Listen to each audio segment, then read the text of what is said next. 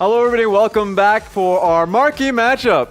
As I am now stationed here with Rusty, we've got ourselves WE going up against Rogue Warriors. That's right, you probably expected a play-by-play. I've got some bad news. Or is it good news, Raz? It's good news. It's good news. Good. I know we had some invasions in Chongqing. There's definitely been an invasion in the casting area. We've just booted out all the casters. Pulse is kind of sick.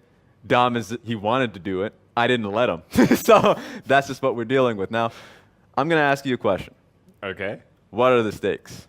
There are an incredible amount of stakes going in this set, Raz, because of Dom. Because you're not a play-by-play, my bad. Raz, there's a lot of stakes. Now, what are they, you might add? Well, there's absolutely none. Excellent. This is a show match. It's the last game that both of these teams will play in the regular season of the LPL. For one of them, it's prior to playoffs. For the other one, it's prior to having a very long break. And that is WE, of course, taking on Rogue Warriors.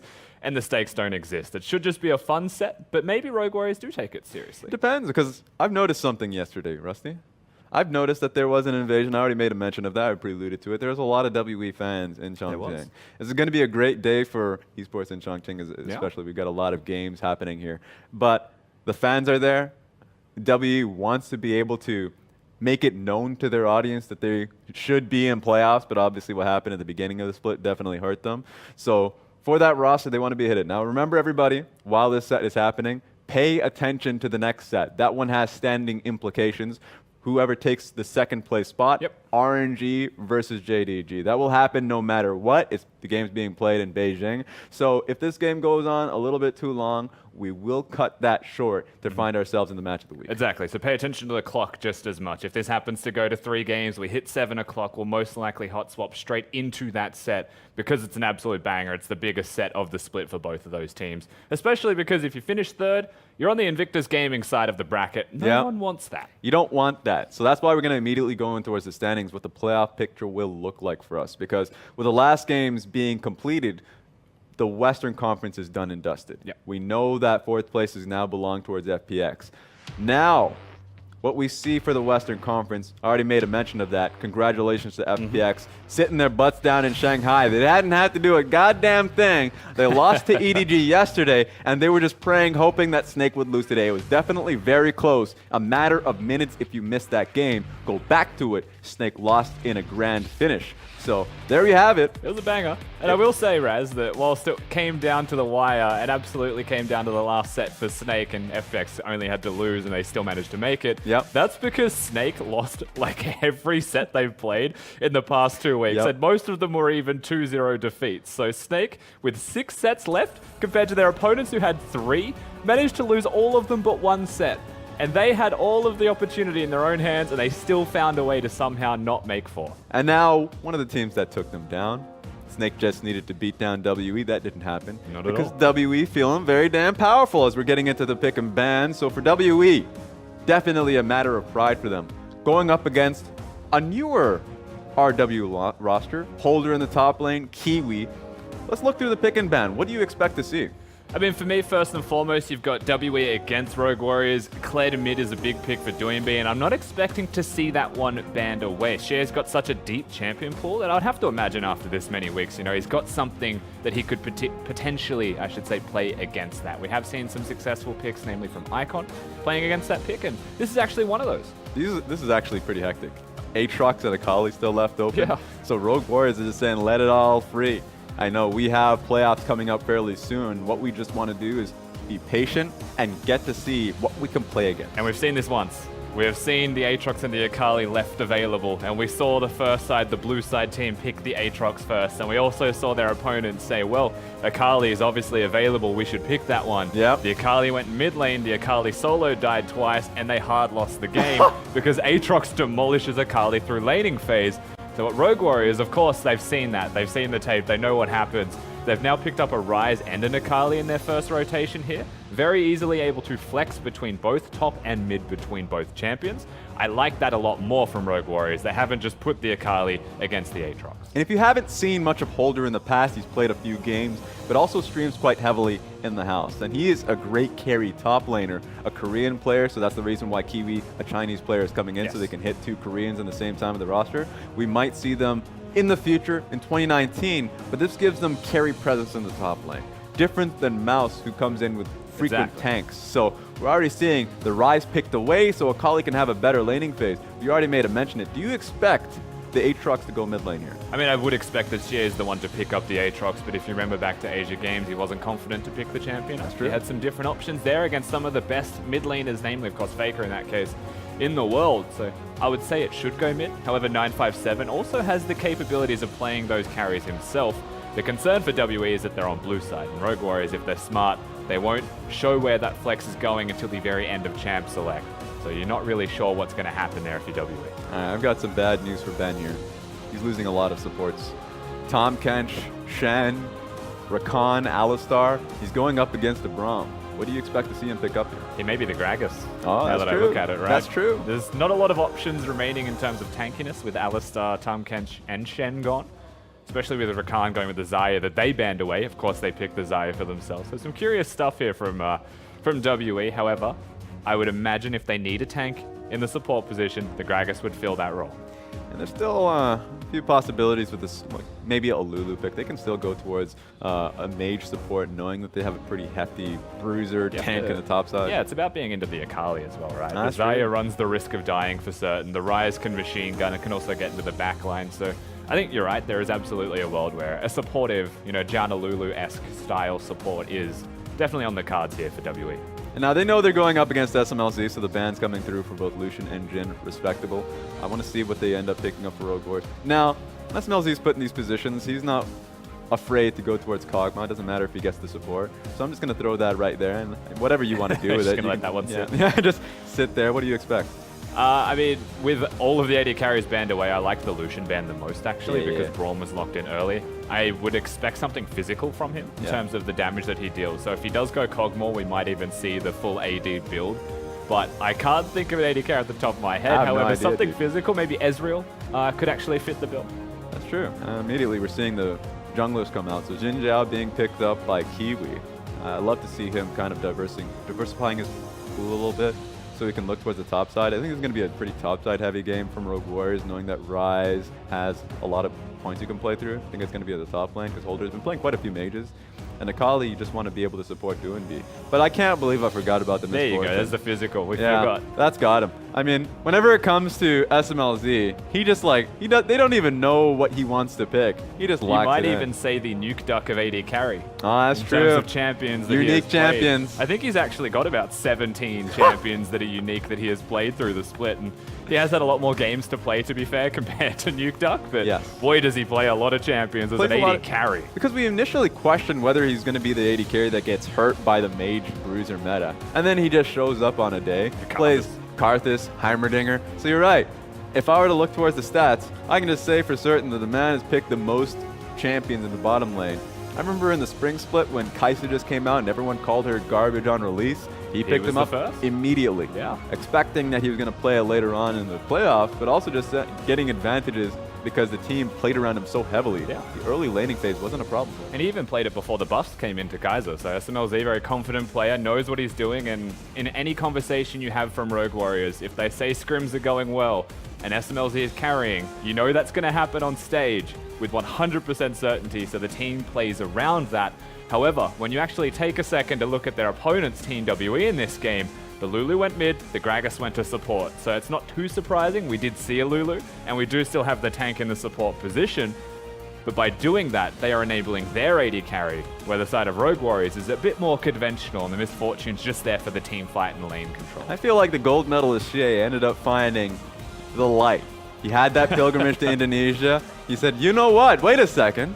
Why haven't I been playing towards my AD carry when that's just how you win games? That's how you win gold, Rusty. I will That's say the that ticket. The meta has kind of shifted a bit. He was with Uzi at the time. That's the ticket, Rusty. There's no other way to win in League of Legends. this year. Absolutely none. I've had Daddy Mystic all along just sitting there, responsible enough to hold a kit, so you're going to be responsible enough to hold that gold. So pick up the Ardent Sensor, play to your man's side. This is what WE is rolling with going up against the first place team in the West. Just for reference, for those at home, he's not calling him Daddy Mystic for no reason. Mystic does actually have a child very recently. He has in fact had one, so he's legitimately a daddy, which is why Raz is able to call him such things and get away with that for free. I called him that before he had a kid. I don't believe you. Not even a little bit. All right. I reckon you would. It's possible. Only for comedic purposes. Now we're about to get ourselves in the game. So we're in this position. I know in Chongqing, sometimes we have those problems and getting into it. If there's a tech issue, then you gotta be expecting it at this point. Now, it gives you some time to think. It gives you time to hold off. I know there's a pick coming in for Lulu. Gragas in the bottom lane. Some questions toward Gragas players. You only see, if you look towards Europe, you see some bad Gragas supports. You look towards here, you see some great things coming out from Ming and Mako. Yeah. Now it's going to be Ben. First time we get to see him on the Gragas. I'm not even going to ask what are you expecting, but do you like it? I actually do like the Gragas pick a lot, and this is something that, back in 2010 when Gragas was a mid laner, it was always the same thing that carries through to today. It's that if you're a good Gragas player, then you can play Gragas kind of whenever you want. I'd say it's almost a liken to the Ezreal of AD carries. Don't play Ezreal unless you're good at Ezreal, otherwise you're just going to have a bad experience, right? Just because you're safe doesn't actually win you the game. Regarding Gragas, we've seen very good things from Ming and Mako, and what we have seen from Ben so far since he's come back to WE is that Mystic has looked significantly better, and that their duo has actually looked a lot better. Just comfort, it feels like, between the two of them being reunited. So I have a lot of faith in Ben. Whether the Gragas pick will work or not is still to be determined, but he should be picking it for a very good reason. He had some great games yesterday going up against Snake, so you expect him to perform. Now, happy birthday to 957. I saw this sign yesterday, so I'm not really sure what day is really his birthday. Just know that one of these days he celebrated it. So congratulations to him. He's the oldest player on the roster. He's the captain of the squad. So been leading them forward. I wonder if he's going to be able to lead them going into the new year. But that's what you expect out of that team. They really do celebrate birthdays for a whole week. They do. In the LPL. It's birthday weeks for a lot of these players. EDG had Haro and Clearlove, I think, around the exact same day, but those signs were there for weeks. If Uzi has a birthday, then the signs in the arena are up for a week and a half, just around the entire mall. So it's almost like when you've got a girlfriend and her birthday has to go for a week and you don't get a choice. It's definitely when you open up Facebook, recognize that it was definitely a friend's birthday, but you have no idea because you live in Shanghai, and so time zones definitely matter. And you just like, that too, actually, that too. You definitely have to go through a few checks and balances to get it open for yourself. But then you're just like, one of these days are wrong, but I'm just going to have to go out in there and say happy birthday. So happy birthday, 957. Hope you enjoy it. But one thing I've noticed about the Gragas, because this is probably one of those games that you can pick Gragas, be a subpar player, and you can get a lot of value out of it going up against the Misfortune, because Misfortune needs channel time. Yeah, she has to sit perfectly still while she's doing it as well, and a lot of the good things we saw from Mig on his Gragas was disengage ultimates, the max range, knocking people back, and think of it like budget Poppy in that respect. You're knocking someone away at a crucial moment that gives you a numbers advantage, but the added bonus that a Gragas has is that you could knock people towards you if you want to go aggressively. Of course, being in the support position, you won't be seeing the Predator Gragas, so it's not all about the body slam engages unless you have the flash up. But I do think there's a lot of diversity there behind the potential on that Gragas pick. Could be a lot of calls as we look towards the bottom lane. Now, remember, guys, we're actually getting into game here slowly. We had a lobby issue. Once again, the players are reconnecting. Yeah. Just give it a couple of minutes and we'll be back in. No problems at all. Now, I know that says whoa, good. Don't know what the rest says, but I made that attempt, so congratulations. I give you credit for that. Yeah, there's a duh there. I just know the structures, not the actual. That's a question! There's also marked with a question mark. So the double question. They're saying about someone owns something. Now, my producers are probably absolutely upset as I've just butchered everything about it. Probably the tone of whatever he was saying was actually incredibly wrong. Yeah, learning Chinese is a big challenge, we have noted so far. Yeah, we go through a lot of lessons and lived here for quite some time. But it doesn't make it any easier, does it? Not even a little bit, Raz. I'm not even going to say that. If someone asks, can you speak Chinese? My response is, I could order coffee. Yes. That's what I've got going. It is, for me, a flat no. Because even saying in Chinese that I know a little bit, then opens the floodgate of a conversation that I cannot follow up on. They drop a full sentence on you then, you're just done. Yes. And they speak so quickly, so it seems like a sentence, but it's an entire paragraph, and I can't respond to it.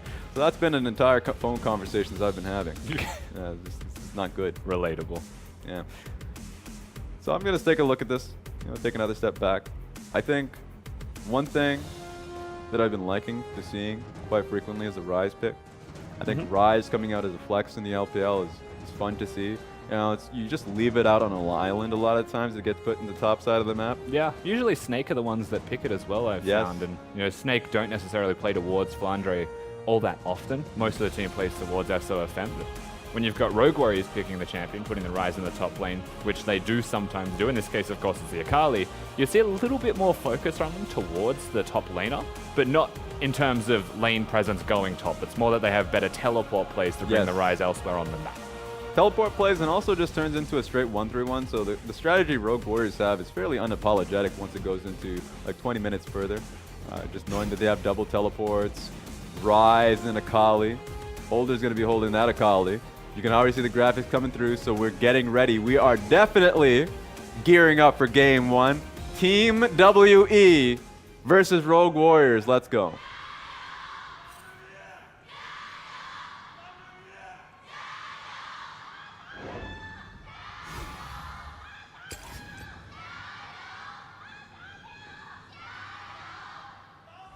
Now I was getting excited. The crowd got excited. Now they're just chanting to a sepia screen. Yeah, you got to let them cheer first before you get the pause across. I respect that from the players. You know, last time we had a pause and it happened at the start of the game. The fans weren't sure whether they should cheer or not. Yep.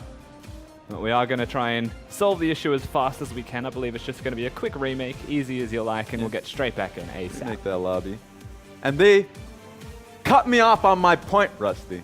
So I'm glad that I get to bring it back, have that talk about a 1-3-1. We've been seeing it quite a lot. I know Ryze and a few patches back, you can interrupt him fairly easily on his ulti now. Doesn't have the zonias that he can constantly go to, but it doesn't mean he's not a pest to deal with.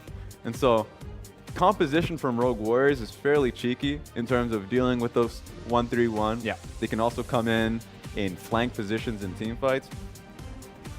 When you see these compositions, it didn't work for Team China when they went to Asian Games. But you're bringing it back here now, putting Holder on towards the Akali. Do you see any point of strength here for Rogue Warriors? I mean, for me, obviously 1-3-1s do have a lot of their strengths. If you can control the early game or even get to the mid game even, and you can actually set yourself up in those assignments, the risk that you run is your opponent saying, okay, we're just going to engage on you as 5, and we're going to take more than you can possibly get in the 1-3-1, or we're just going to force you to come back by forcing an objective, may it be a Baron in this case. And, you know, through all of this, that's where you have to look at WE's composition and say, what can they do if Rogue Warriors try and 1-3? One of the answers that they actually have available for themselves, and when you look at their composition being a Kindred, Lulu, Gragas, you don't fill yourself with hope saying this composition is so good at forcing that they're just going to be able to make the best of it. In fact, I would say WE are best suited to kiting backwards. You know, using the Kindred, Lulu, the Xayah to get the feathers out. Gragas can also kite incredibly well or turn on a dime. And Aatrox is the one that has to be diving. So what you're looking at for WE is an awkward situation if they get caught in a 1-3-1, because Aatrox is the only one that can actually answer the side lanes. Yeah, just taking a look at the Keystone runes, the only thing that really comes to mind here is the Dark Harvest on SMLZ, making it known what he wants to do. Absolutely. I mean, of course, they're going to invade a little bit aggressively here, Rogue Warriors at level 1. Now, the Dark Harvest Misfortune, Raz, I'm sure you're a little bit familiar with it as well. I was harping on about it the day it came out. Yes, you were. I saw some tweets from one David Freak Turley about it as well, but it suits the trade patterns of a Misfortune. Being able to hit in short windows and burst people out, it adds that little bit of extra depth in that laning phase. Lulu's actually positioning to come in on the flank because this is a prolonged fight. Yeah, definitely resetting. So, oh my God, please! All right, SMLZ is getting smacked by this Gragas, but he's going to have to back away. A little bit awkward. Never ending. Yeah, no, Ben's going to pay the higher price. that was actually, he's going to pay that one. That was just not smart. So he goes in for the double bop. Sure, that's impressive, but you don't have anyone to follow up, and there's a Braum. So level 1 versus a Braum, definitely not the best choice. It's a game of chicken here as well, Rogue Warriors. They'll get the kill, so they'll set themselves up nicely as the end result from this, and it's a massive victory for Kiwi above all else. Pepper, level 1, SMLZ. Oh my God, please! He's going to make it out with no health to his name, though. Mystic now completely caught. He's on... Actually, no, he's not completely caught. He's on the right side of the map. But look, we're good. Mystic respected SMLZ. The man was one auto attack away from death, but he was like, he has heal, he has flash. I'm not going to touch that man. He's beside some very burly people. So, respectful there, understanding that the summoners are still up and available. Yeah. Kiwi, though, disrespectful. He's going to walk up to CA. Get out of this lane. And it is important to note, of course, it's the heal for SMLZ, not the teleport. Kiwi's now about to face check 2 of them. Okay. He's in trouble. Welcome to the LPL, buddy. He's really feeling the fire. Now these Raptors are going to hurt. That's actually really big. He has... Oh my lord, he was close to dying. Pepper has flash. Why do these people not just walk away? This is a big skirmish. Just a glorified skirmish happening across map. I don't know what I expected. I knew that this was going to happen. There was not going to be a play-by-play for this series, and we decided to do it. Yeah, we picked the Rogue Warrior set, didn't we? We did. It was not good. To be fair, I have speculations that my play-by-plays hate me. It's been 2 weeks and I haven't seen a single one of them. Yeah. I was casting with Frostgird last week, and this week I've got Raz. Nice practice for playoffs, by the way. So immediately going into SMLZ, there's a rune page. We already talked about the Dark Harvest. There's a bit of a healing that he can get done in the rune phase that he's netted himself. So yeah, SMLZ, the wave is actually very damaging for Mystic. The usual way you play up against the Xayah is to deal with the range advantage. Yeah, that's range advantage there. So I want to see how he ends up doing it, because a lot of the times it's very linear playing up against Miss Fortune. You know what she's trying to do, but whenever she sets up the wave, you just have to stand back. It's one thing to know what she's going to do. It's another thing to be able to stop it from happening as well. And with the way that this early game panned out through the laning phase, just to add a little bit of extra context there, is because SMLZ was forced to recall at level 1, he was going to come back at a very inopportune time. But that timing actually usually builds waves. If you get free time as an AD carry at level 1 to stack up a wave and push into their turret, then the wave's going to do the exact same thing going back towards you. So you'll see that it's a 5 CS advantage for SMLZ. But when you look at the size of the wave that's crashing, that's a big wave. So with this constant ebb and flow in the bottom lane of control and pressure, God. Doinby's actually going for the all-in here. Yeah, have to flash on that. Didn't have much mana, but he had enough for the Q. So Shay's gone. No flash for him. Still has the cleanse, but you know Kiwi is watching close, because the key to this lane, key to the game, honestly, for Rogue Warriors is being able to free up Doinby. He has his eye on Lulu. And all the chaos that happened at level 1 res does result in a lot of lane control bouncing back and forth for certain. So we spoke towards the bottom lane. We were rudely interrupted by Doinby doing good things in mid. Oh no, Kiwi's this is been awkward. spotted on a ward here as well. He's just literally rotating around a ward, but Shay's acting like he doesn't see. Yeah, I mean, it's smart from Shea, is it not? Yeah, it definitely is, but Shay's just feeling that. He's like, what does he know? Okay, now he can actually go in for this one. Big trouble. Shea is absolutely just dead, Raz. There's no way out for him. Now, there was a cleanse available, so it does mean that Doinby can't engage. WE coming in on the backside, perhaps looking for a fight themselves. They're not able to connect with the Aatrox, so no one gets pulled back into safety. Yeah, and it's just going to be the disengage and catching the wave. Going to be full push in for Doinby, so he has a good time to face. Oh my goodness. This is just nuts. Just actually go back to base, people. Doinby wants a base timing so he can match the Lulu here. Finally gets it. Can build up his tier, I believe. Should be a good enough. It's just 42 CS. If he doesn't get tier here, I'd be upset. Yeah, I feel like this is a good point in the game to remind everyone that we're not play-by-plays. So when a fight happens, we often go, who's going to talk right now? And there's like a millisecond of looking at each other and not talking. Yeah, a lot of my natural inclinations are just to watch and wait. So whenever you get to those situations, like, what is he doing? Oh, wait, I should probably be saying what he's doing. Well, so, apologies if it's a VOD review in advance. So at this point, I like what I see out of Rogue Warriors just because they're empowering the Doinby so early on. I'm just really surprised that Shea stayed in for how long he did. And then leaned towards the left side. Yeah. He just saw the Xin Zhao go left side. He also had vision on the bottom side as well. So yeah. I understand what you're saying there for certain. Now, what I will say is that he feels very comfortable against Doinby, or he felt very comfortable against Doinby by having the cleanse, but with no flash. If the Xin goes first, you're just done. Just look how damaging this lane is here for. Not just for Holder, but I'm talking about Xie can't even walk up to the wave because it was frozen so close to the Rise's tower. That being said, there's a skirmish here. Mystic just walking up. So really well played from SMLZ and Killua, leaning to the top side, knowing that you don't want to walk up to the feathers. So wave building for WE as well, as the cannon's going to get dematerialized, and Kiwi hovering on the bottom side of the map means that WE do have to actually show a whole lot of respect here now, as the chance of a Xin Zhao appearing in the bottom lane increases, and because Pepper is visible on the opposite side of the map to WE. They know that they're on the weak side. We'll see how they play this one out. And you know what? Shea understands his fruits. Working with Melon in the spring split, understood that Melon's usual inclination is just to gank mid lane repeatedly, non-stop, and has to go up against Kiwi, and Kiwi just knows, at this point, especially after what happened in the early gank, that just play it safe. Doinby has full control of Kiwi. Kiwi is actually just doing his job This is nasty. Yeah, this is nasty. What are you doing, buddy? Doombee's got the level advantage. He's also gone for the double Dark Seal with his Corrupting Potion. So when you actually look at the mid lane, that's a whole lot of sustain. Shea is going to try and match it of his own accord, but he's nowhere near as tanky as that of Doombe right now with the state of this lane.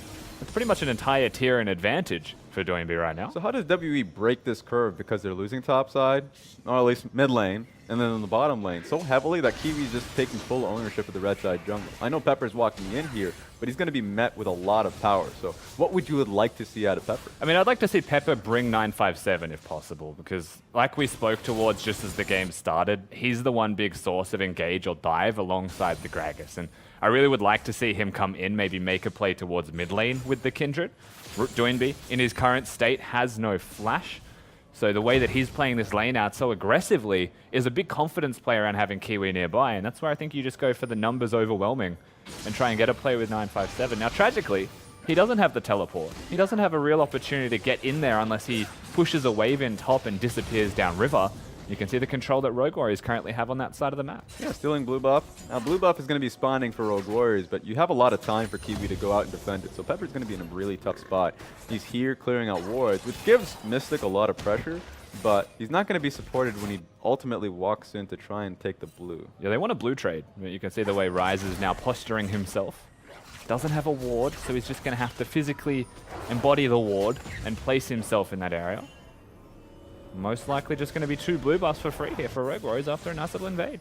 Now, you can see CA reeling. 20 CS behind in the matchup mid lane after how dirty Doombe was for so long. Just 9 minutes into the game. So you nasty. Yeah, you're just not. That's not cool. You reckon that was intentional? It's possible. It went to 22 health. I'm not sure. I don't know, man. I'm willing to say that Kiwi just stole that. Yeah, I think he just wanted that. Oh, he's going in. That's the best thing about Akali. She's just going straight for the trade. The moment you have Obscurity available to you, you just win all trades. You have the Electrocute proc. You can constantly send out your own trade pattern. Best thing you can do is Q, EEQ, so you can get the full trade off. If you would like to see that being said, you can get baited in. He doesn't have Obscurity for a little bit, so you can't send out another Shroud. So Pepper's going to have to commit to a long wait here. There's also now 3 people grouping up in the middle lane. SMLZ has been left Here on we his go. lonesome. Holder. Get it, Raz. It's actually, okay, I'll just go for Talk it. me through it. Look, Holder is completely safe. But I don't know about CA. This is actually going to be easy for Kiwi to just tell. Oh my god. Heaven to Betsy. That's what I'm going to say. I'm stealing that one from Quick Shot. You didn't even know where that was coming from. Okay. I legitimately didn't know if Doombe was going to try hard for the kill. He had the flash available, so he actually could have flashed on his head, but it wasn't going to happen in that instance. Playing it safely, doesn't want to give too much away since Pepper was still on the map. No, and it would have ultimately just been a summon a spell trade as the end result. Shea with his ultimate with cleanse and flash available. More damage to be placed down, and this is very good pressure in the middle lane from Rogue Warriors. It's going to eventually become a turret. Shea does have to get out of here. If he gets rune prisoned, that's a full combo. So at least Shea is respecting that. It's always in arm's reach, but remember that's a flash still available for Doombe. That being said, with how poor this lane's working out for CA, he's going to need some help. Pepper's in the area. Maybe can hold the wave. There's a possibility on that front, but at least WE's clearing out the vision around this one. Pepper, get the hell out of here. Yeah, Pepper's not going to be able to hold that one either, especially not without CA nearby. And of course, without the teleport, not going to be coming in to assist whatsoever. That is shared first turret blood going towards the side of Rogue Warriors. And that gold lead stretches to 3,000. 11 minutes in and they're able to get the mid lane tower without even expending a dive. You don't get to see that a lot in the play because mid lane is actually super difficult to be able to take down. Usually you can get some help from Ben, your support. Yeah. Maybe your top laner. In this case, 957 had a lot of pressure in lane, but didn't actually move out towards mid lane and give much help. So you're just in a position now. Sure, great kite back, an eventual composition coming out of WE, but they're reeling early. Kind of left him out to dry here, CA, having a very rough experience. Of course, when you look towards the winning lanes on the map, you'd say that 957 is the one big winning lane. It's very hard to beat a Xayah and a Gragas in a 2v2, but they'll just sustain and not really win that one. Misfortune does have the slight edge in terms of lane control, and Braum making a pretty significant difference there as well against the Feathers. So as the lanes go, WE's only real laning win condition is the top side of the map. and they haven't been able to play towards that. They haven't been able to play towards mid, and bottom's just going even as the waves ebb and flow. And this might help out 957, sending down the Rift Trail, being able to bully through that top lane tower, and going to try for the next one. Now, of course, a trade is going to happen. Mystic and Ben playing it respectfully, trying to see if Kiwi is in the area, do find them, and back away from the turret as a whole. So I know we've been watching Snake games, and they've been falling victim to those dives, but WE, not going to let it happen. Not at all. Now, Holder may actually get the damage here under the eye. It's maybe going to get a charge. What the hell? We'll see how Shelly acts. There you go. Not going to get it. Just wanted to have a swing, and a big miss. That was the quickest blink of all time. Usually just takes some time before it reopens again, but no, it didn't even let him go in towards the second tower. Just blowing my mind. Is it a blink? Oh, or is it a wink? Oh my goodness, stop. Because he has one eye. Has to be a Has blink. one eye. It has to be a blink. Because a wink, there's a reason for a wink. A wink is conscious. Well, then how do you know if Shelly is winking or blinking? Oh my god, you're right! That's all I'm saying. I'm going to leave it at that. Okay, alright. I just really wanted to get that one For you out people there. out there, you find out. For us, she's already dead, so it doesn't matter. God bless you. You're done, Shelly. So with the pressure being heavily moved towards 957, he's actually then trying to figure out where he's gone and dust towards the bottom side. So this is just going to be a full swap in lanes. Holder's going to he's going to regret not having that E potentially. Yeah. About to get collapsed on. Now Gragas Holder, was looking. He should feel rather safe until... No, he's gone. What? He's going to have to take some time before his Ooh. next ulti. That's his second ulti. So he should be fine unless if Ben just decides to not have cooldown. He still would have had the E up, so it doesn't matter in the end, Raz. Yep. That's a lot of mobility from an Akali. The end result is still going to be a turret trade between both teams. It's not the first turret, so in terms of pacing Rogue Warriors with a slight advantage, they're going to keep pushing. Yeah, this is a decent-sized wave here for Rogue Warriors, so they're going to be able to take this one tower down. It's a lot of damage from SMLZ and the Xin Zhao as well, so large trade in favor of Rogue Warriors. Definitely is. Doinb also hovering towards the bottom side of the rift. He's got his eyes set on Pepper, and he's actually going to commit himself to the Realm Warp.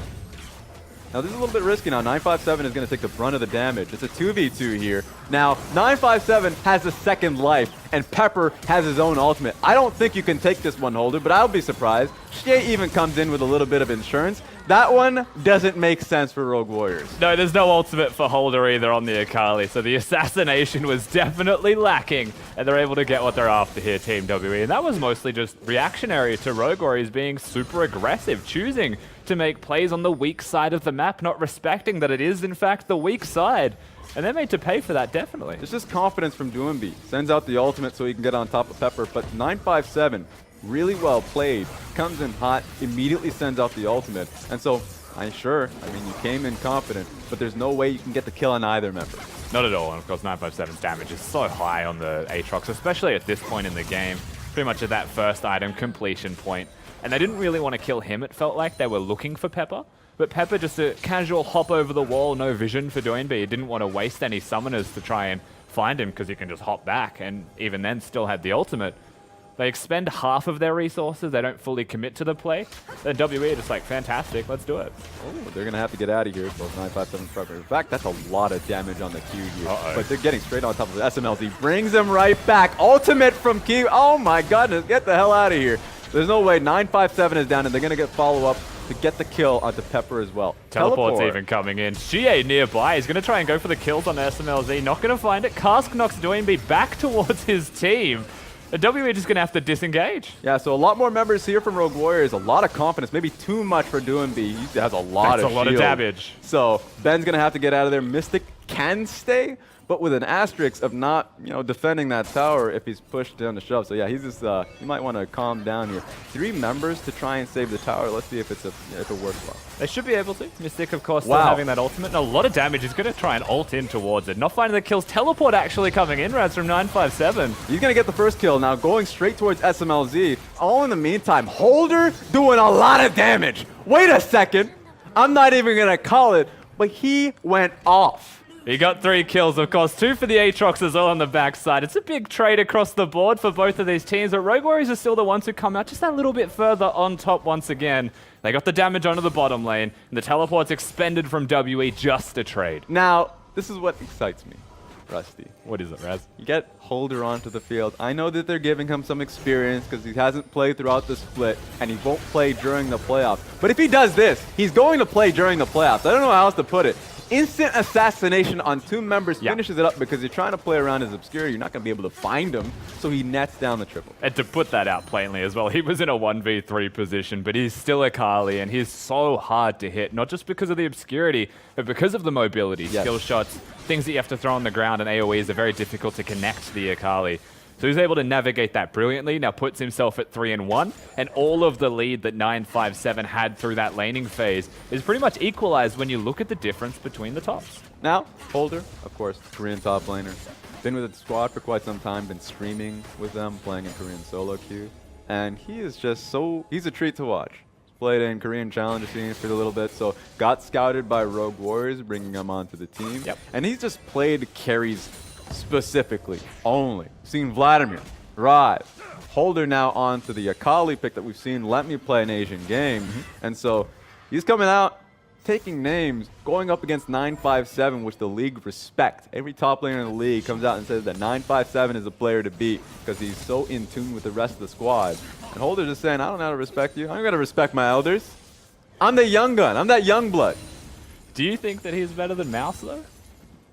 I think it's a really difficult conversation to have, right? It is definitely difficult, but we're going to find out. Holder's getting a lot of damage. If he can get out of this one, then I'll say he's better than Mouse. But 957, already hearing me say that, says, come back here. Yeah, Holder's not. He doesn't want any bit of that. You really made that a simple bet to make. Raz now believes Holder's better than Mouse because all Holder did was walk away. No!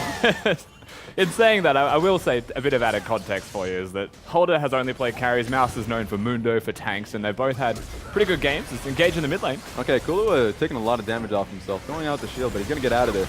Ben frozen in stasis. Speaking of stasis, Pepper needs to stay here for a little bit while longer, but it's going to be easy to kill him. Kiwi, one-way road to death. But I think right now Rogue Warriors are... Wait a minute, Holder. Holder about to get the kill on the CA, but a lot of them... Oh my god, the man won't stop. Find that kill, buddy. That's a quadra kill for him. Yeah, 4 kills for Holder. Rogue Warriors win the team fight very comprehensively, pushing forwards now. They'll get themselves the mid lane in a turret. They may even consider going further, and it could just be an inhibitor here, granted to Rogue Warriors by that team fight victory. Rusty, he's 7-1-0. He's a beast. He is killing it. Now, I remember the conversations we had since Rogue Warriors have locked in that first place spot was, yeah, get the new guys in there. Kiwi, Holder, they need that experience, that on-stage experience now that they've secured themselves in playoffs. This feels like a tryout period. You get to a point where Kiwi is not an absolute nuisance. He's not doing too poorly, but it's Holder in these team fights finding himself the backline immediately onto Mystic, and then moves towards CA. There's not much you can do the moment he's able to find you. Yeah, once he's on top of you, he just does so much damage and has so much mobility. That third kill also being gifted over to him by the Kindred trying to step up, not having the ultimate available, of course. And credit to Holder for what it's worth. He is playing very well on this Akali. He's been opened up on the map by the team fighting of WE, however, making sure that all of the fights are in skirmishes. And WE already spoke towards the engage that they've got and how it is mostly lacking. And they spent most of that fight kiting, but they didn't do the kiting in a front-to-back manner. So the Akali just picks off the flanks and finds 4. Yeah, Flatfleet put, this game is going way too quickly for WE's liking. You're looking towards the items. Mystic's got his second item, sure. He's got his rapid-fire cannon, but he definitely needs his Infinity Edge. And if we're talking about CA, he's moving towards the Ardent Sensor, nowhere near it. So the next fight is going to be the pretense that he's not going to have it. Yeah. Mystic's not going to have the damage. The damage simply isn't there for Team WE unless if 957 starts off hot. When you think about, let's say, Zillion, for all you NA fans out there, the way that you want to beat the Zillion is by making him ult himself. They love him. You know, by preventing him from ulting the big carry. I think that's also going to ring true here for the Lulu. Holder finds his pick. 957 has to pop his ultimate, but I don't know if he's going to be able to get out. That's not a lot of HP he's getting too. So Holder's he's just watching, he's waiting, gets the kill. But at the same time, kill happening at the top side. Kiwi, get your pick, buddy. Waiting for Pepper to stand firm. Ultimate death sentence there. There's no way you're coming out of that one alive. Not at all. They gang up around him. They lock him down. That's the jungler also gone for Team WE. And so Rogue Warriors are able to move forwards now to the Baron buff. When you look at what can they do to contest here, Team WE, The answer's not a whole lot. They don't have a lot of people left alive. It's Ben, Mystic, and Xie. They'd have to pull out a miracle to make that happen. And Holder, he's just going to play goalie anyway. He's not going to let you get to the pit. Yeah, he's making them hold that L at that point. 2 people dead, Pepper and 957 with pretty long death timers, 25 seconds it seemed like it. So you weren't going to have 2 of those members. It starts off, we didn't get to see this one because we already had the Akali getting the 1v1. Mystic really far up, Realm Warp coming in. You can already see the delivery service on the Kiwi. He gets the job done. Yeah, really good combo here from Rogue Warriors. Not the first ones, and they won't be the last ones to do this in the LPL. But if you have a Xin Zhao and a Rise, and the Xin Zhao has flash or not, you can throw him in, and then he just presses R. And if he's able to knock anyone back towards the team, that's best case scenario. But even if he can't, you can't deal damage to him because he's able to sweep as the fight continues. Oh my god, get obliterated by SMLZ, and he's chasing you. Killua wants to find the door on one more person. One more kill goes across there as Ben dies, follows suit. So welcome to the LPL, where everything is an objective. Red buff, they ain't gonna give that one up. Yeah, it's also objectives that we actively contest. And welcome to Rogue Warriors as well. They are just the quintessential LPL team. And if you don't know them, you should definitely get used to their name because they are making a run for Worlds. And this is their last set of the regular season before they try to make that run. Oh, this might actually be their last push. DoNB holding 957 still. Wait a minute, the entirety of Rogue Warriors are actually moving towards looking for the top Kindred side. as well. So they want Kindred. They've already rounded them up. Oh no. Here comes the sheep. Wait a minute. Pick Kiwi's one. found him. Get him. If he gets out, I will be upset. SMLZ is about to die because of this. He is so close. He's down now.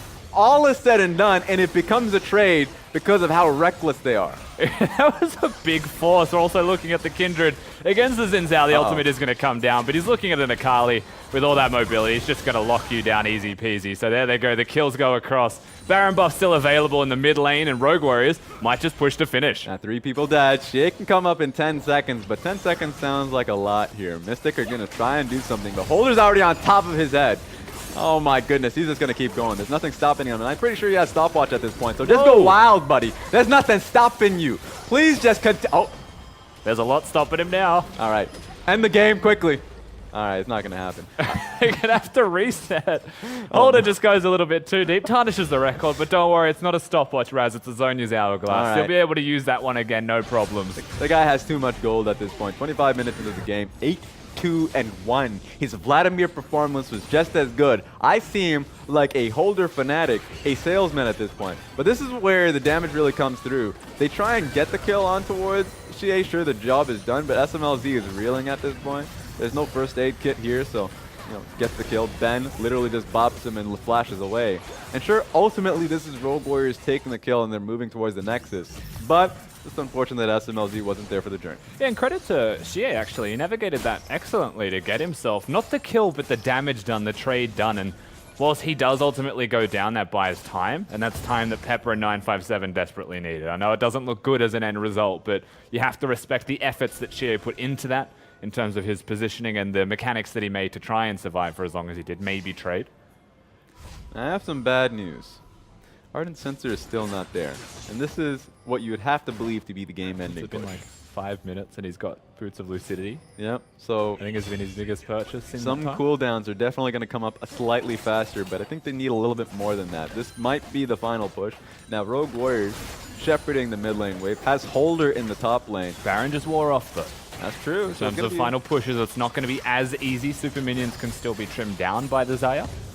This final push is not going to be the simplest thing to navigate. No idea how that melee minion got where it did, but it's a journeyman. It's all about top lane for me. Rogue Warriors, they want to break open a second. Slow on DoNB as he gets caught off guard. That's a big shield, but he's going to have to die at some point. Still getting shielded up, so he's still alive for a little bit longer. SMLZ is going to die here if Aatrox keeps at him. The Holder's found his target, gets the kill. Yeah, this has to be lights out here as Rogue Warriors just clean sweep Team WE. And WE choose to take the engage. They choose to take the fight. At the end of the day, they're not able to get the team fight victory. They were too far behind before the fight even started. White flags come up. Rogue Warriors victorious. 24-7 for a Game 1 performance. Close up to the man. Super good performance from Holder. And he's has to hold it. Keep giving him carries. It feels like the double carry, double threat DoNB is what we say, because you only really expect Rogue Warriors to have 2 threats in the mid lane and bottom lane. Turns into a bit of a triple threat. It's closer and closer to the Invictus Gaming style, you'd have to say, in terms of, control with multiple carries and try and win the lane through having 3 different threats on the team. Of course, this time around, Holder, he's going to be the star of the show. He's going to get all the kills. You can see the gold that he had as well. And it was overall a fairly clean game from Rogue Warriors, besides a couple of small things that, to me, you look at it, you watch the tape back, and you don't even get a lot from that. It's Rogue Warriors just being too aggressive, knowing how far ahead they were.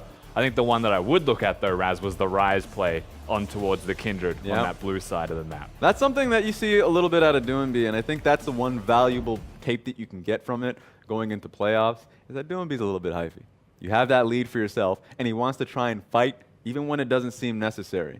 So, of course, that one play goes in what seems like an impossible 2v2. That being said, well done. I'm going to take a look at one of the replays of the Akali triple kill, because, ladies and gentlemen, we're in the Akali show. I just wanted to cast an Akali game. I turned out to be a play-by-play for it, and it kind of made me feel good. You volunteered to be a play-by-play? Instant double kill. Still Shroud against the triple kill, dog. That was hyphy. It was actually very clean from him as well. And after, not a promising start to the game, you'd have to say, being up against an Aatrox, not the easiest lanes to navigate, loses his turret, compliments of Pepper coming up as well. But he found all of himself through the teleports and through the team fights. And then with that lead, no one was stopping him. He actually was able to get the 1v1 on Aatrox, and then consequentive team fights afterwards. He's just cleaning up. Now we have another replay. What do you think that's going to be? Akali. It's going to be more Akali. Let's just get the Akali out of the way, can we? So this is great, because it doesn't look like an Akali play. In fact, it starts on towards Killua, but they've already binded their target. Mystic's in a pretty bad position, gets slowed down, and you already see the Holder found his target. So this was already a risky situation to find yourself in, but just take it away. I mean, you saw the first kill already onto the Gragas, and then you'll notice that Xie and Mystic, while standing next to each other, are separated from both 957 and close up Ben. So they get themselves the kills here. Rogue Warriors with Assassins are able to separate and split fights up as well. And that's against a team that wants to kite backwards and fight on the 5v5 working back as a team. I mean, the flying V from Rogue Warriors just split them up. Yep, split them up, allowed them to get isolated. Now, speaking of isolation, man of the match, the man that we put a spotlight on is going to be Holder, no surprise. 8-2-0, and a lot of the times, he just died, well, 10-2 apparently because of the final fight on towards the Nexus, just because he kept trying to dive in. This was a perfect game coming out of Holder. You might be wondering, why is he a bit of a blur? It's because he's moving so fast. You can't actually see him on that Akali. It was a good performance from him. Of course, kill participation never really indicative for top laners.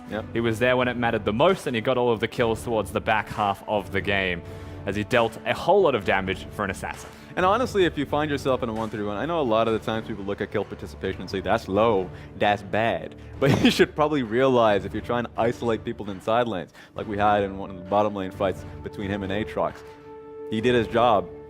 RW are completely ecstatic that they were able to get a lot of 4v4s in the mid lane, while still allowing advantages to come through in Holder. And they didn't have to do the 1-3-1. They didn't have to split up the map completely. They just took the 1-4, knowing how far ahead he got from that single team fight. And they used him to the fullest. And after he was getting those solo kills, they then took the fight elsewhere on the map. And that's how they were able to break open the game. Just too much pressure coming out of Rogue Warriors really in the 5v5. Yeah, and thinking about game 2 a little bit, what would you even change coming out of WE? Because they tried to stall out the usual WE strategy, and it didn't work out straight from the laning phase alone.